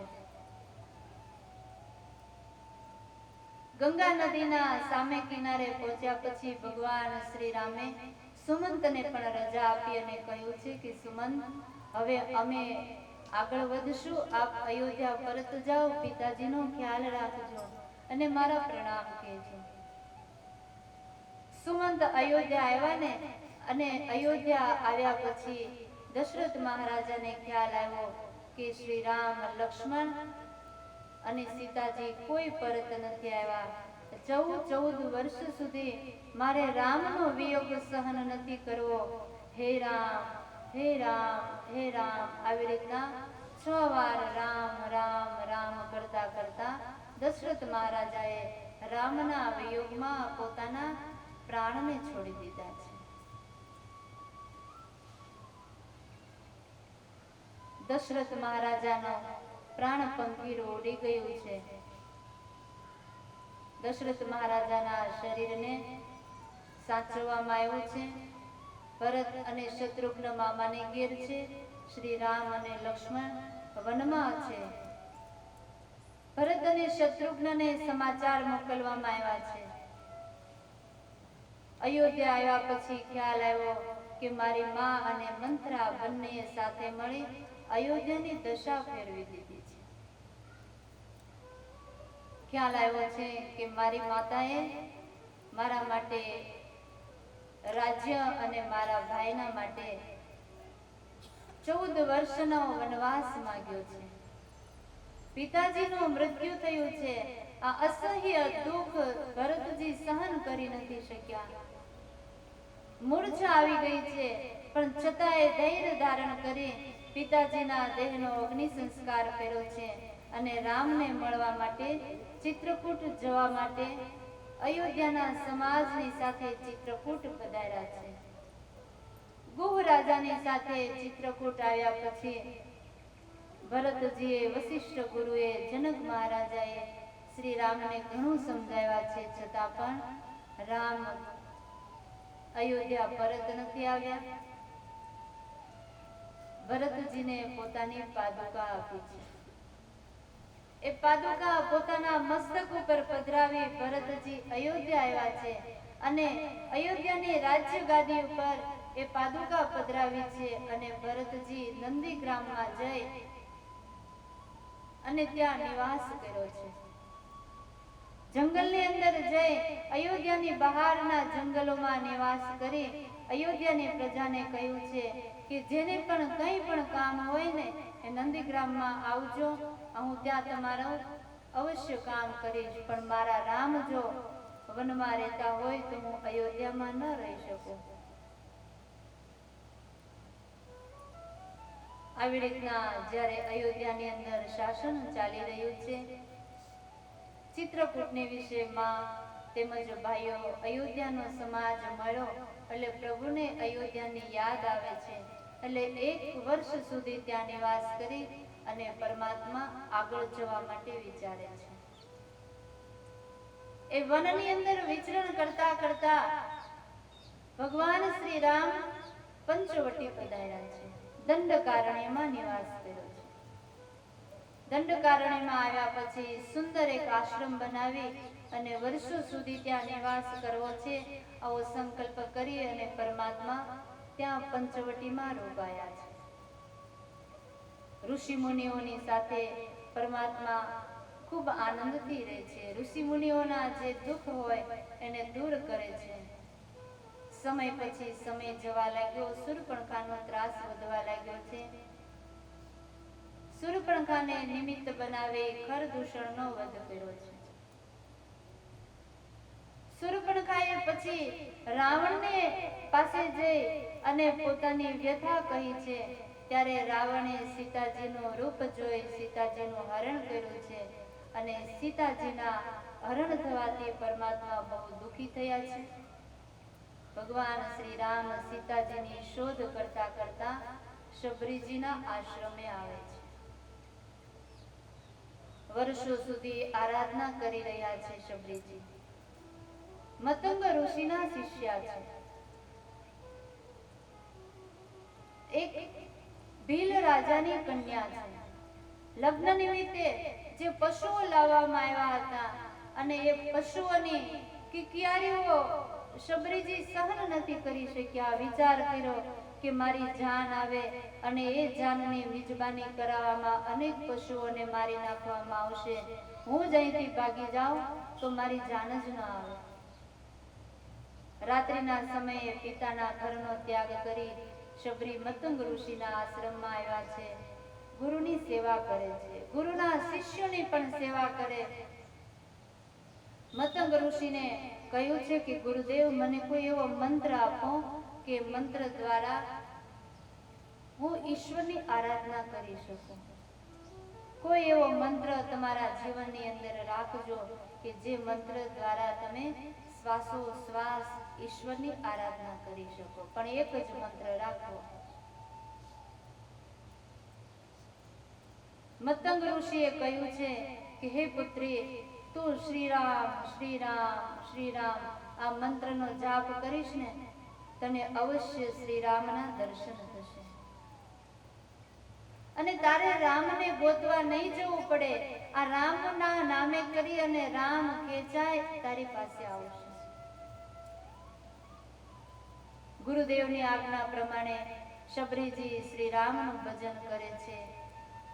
ઘરનો ત્યાગ કર્યો ને ત્યારે શબરીની 17 વર્ષની આયુષ્ય હતી. 17 વર્ષની જ ઉંમર હતી, પણ આજે રામનું ભજન કરતા કરતા 70 વટાવી ગઈ. છતાંય ગુરુના વચન ઉપર વિશ્વાસ છે ને, એટલે રોજ જંગલમાં જઈ બોર વીણે છે, પુષ્પોની પથારી કરે છે. આજ મારા રામ આવશે, આજે મારા રામ આવશે. આમ રામની રાહ જોતા જોતા વર્ષો વીતી ગયા અને એની આરાધના, એ શબરીની આરાધના ચરમ સીમાએ પહોંચીને ત્યારે રામ આજે એને શોધતા શોધતા શબરીના આશ્રમે આવ્યા છે. પરમાત્માએ એ શબરીના બોર ગ્રહણ કર્યા છે, શબરીનું આતિથ્ય ગ્રહણ કર્યું છે અને પરમાત્માએ પૂછ્યું છે કે સીતાજીનું હરણ થયું છે, અમારી કોઈની સહાયતા જોઈએ છે, તો તમે અમને સહાયતા આપો. ત્યારે શબરીએ કહ્યું છે કે હે રામ, કે તમે અહીંયા થોડેક દૂર સ્ફટિક શિલા ઉપર સુગ્રીવ આદિ વાનરો રહે છે, સાથે હનુમાન પણ છે, એ તમને મદદ કરશે. શબરીજીને મોક્ષ ગતિ આપી અને ભગવાન શ્રી રામ સ્ફટિક શિલા તરફ આગળ વધ્યા છે. સુગ્રીવે જોયું કે કોઈ પુરુષો આવી રહ્યા છે. હનુમાનજીને મોકલ્યા છે. હનુમાનજી શ્રી રામના પહેલી વાર દર્શન કરી ધન્ય બન્યા છે. પરમાત્માને પોતાની ભુજાઓ ઉપર ગ્રહણ કરી સુગ્રીવની પાસે લાવ્યા છે. સુગ્રીવને શ્રી રામે બધી વાત કરી છે. સુગ્રીવે કહ્યું છે કે હા, ઘણા દિવસો પહેલા એક કોઈ સ્ત્રીને કોઈ રાક્ષસ અપહરણ કરીને જતો હતો અને આ ઘરેણા એ સ્ત્રીએ અમારી વચ્ચે ફેંક્યા હતા. આ ઘરેણા બતાવ્યા છે. રામચંદ્ર ભગવાન ઓળખી ગયા છે કે આ તો સીતાજીના દાગીના છે. વાલી સુગ્રીવે કહ્યું છે કે મારો ભાઈ વાલી, એની સાથે પણ મારે આવી જ દુશ્મનાવટ છે. મારી પત્નીને પણ એ જ હરી ગયો છે. પહેલા તમે મારું દુઃખ દૂર કરો, પછી આપણે સીતાજીની શોધ કરીએ. ભગવાન શ્રી રામે સુગ્રીવનું કાર્ય કરવા માટે વાલીનો વધ કર્યો છે, એને પણ મોક્ષ ગતિ આપી છે. સુગ્રીવ આદિ વાનરોની સાથે રાખી હનુમાનજી લંકાની અંદર જઈ સીતાજીની શોધ કરીને લાવ્યા છે. સમુદ્ર ઉપર સેતુ બાંધી અને શ્રી રામને સામે કિનારે લંકા જવું છે. રામેશ્વર મહાદેવની સ્થાપના કરી છે. નલ અને નીલ દ્વારા સમુદ્ર ઉપર સેતુ બાંધવામાં આવ્યો છે. એ સેતુ ઉપર થઈ અને સારી વાનર સેના અને રીછની સેનાને પરમાત્મા શ્રી રામ લંકામાં લઈ ગયા છે. લંકાની અંદર ગયા પછી ભગવાન શ્રી રામે કુલે સહિત રાવણ તેમજ કુંભકર્ણનો વધ કર્યો છે. સીતાજીને અગ્નિ પરીક્ષા લઈ અને અગ્નિદેવની પાસે પોતાના જે સીતાજી જે સાચવવા માટે આપેલા એ સીતાજીને પ્રાપ્ત કરી પરમાત્મા પુષ્પક વિમાનમાં બેસી અયોધ્યા પરત પધાર્યા છે. અયોધ્યા પરત આવ્યા પછી પરમાત્મા શ્રી રામ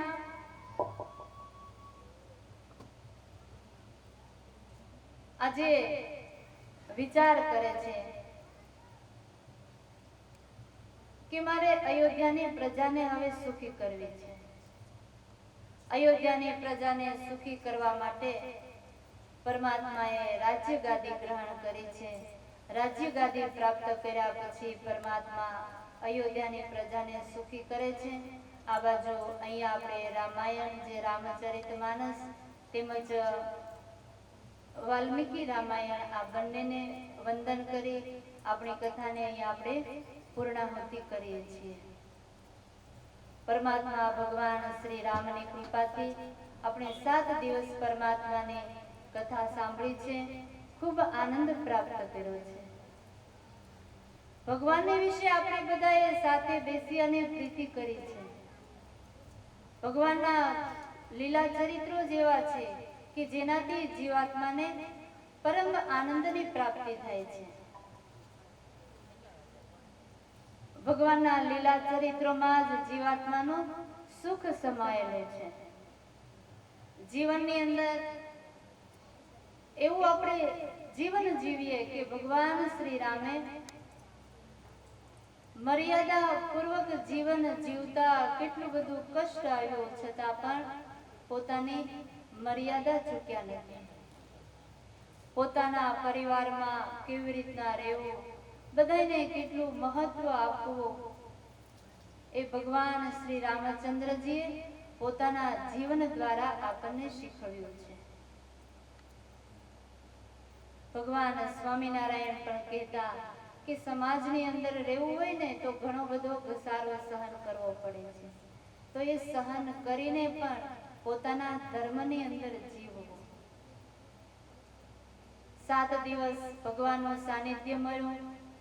શ્રી રામચરિત માનસનું પણ સાનિધ્ય આપને પ્રાપ્ત થયું. આપણા ગુરુ સાંખ્યોગી શ્રી મેઘનાબેન, એમનું પણ આપણને સાનિધ્ય પ્રાપ્ત થયું. આપણે ખૂબ ભાગ્યશાળી છીએ કે ભગવાનની સાનિધ્યમાં બેસી, ભગવાનની ગોદમાં બેસી અને આપણને ભગવાનના લીલા ચરિત્રોનું શ્રવણ કરવા મળ્યું છે. તો આપણે અહીંયા રામચરિતમાનસની કથાને પૂર્ણાહુતિ આપીએ. બોલીએ રામચંદ્ર ભગવાન કી જય, સિયાવર રામચંદ્ર કી જય. આપણી કથાને અહીંયા આપણે પૂર્ણ કરી છે.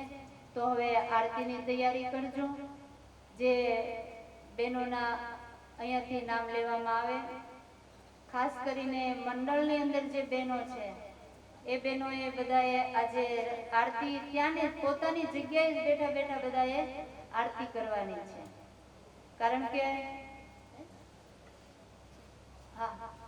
આપણે મંડળ જે છે એ મંડળની અંદર ઘણા બધા જોડાયેલા છે અને મંડળ દ્વારા આપણે આ કથાનું આયોજન કરવામાં આવ્યું છે.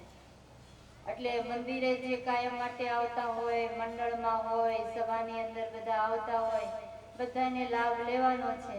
એટલે આજે આપણે સમૂહ આરતી કરવી છે. 5-5 જણાને એક આરતી લેવાની છે. અને આજે તો દરબારગઢમાંથી બધા બહેનો આવ્યા છે. રાજ પરિવાર કહેવાય. અને એ બધા આજે આપણી સભાની અંદર આવ્યા છે. તો એ બહેનોને પણ આપણે વિનંતી કરીએ કે એ બધા બહેનો પણ આરતીનો સંપૂર્ણ લાભ લેશે. તો આરતી તૈયાર કરી અને અહીંયા આરતી લાવવામાં આવે ત્યાં સુધી થોડી વાર માટે આપણે પંખા બંધ કરી દઈએ.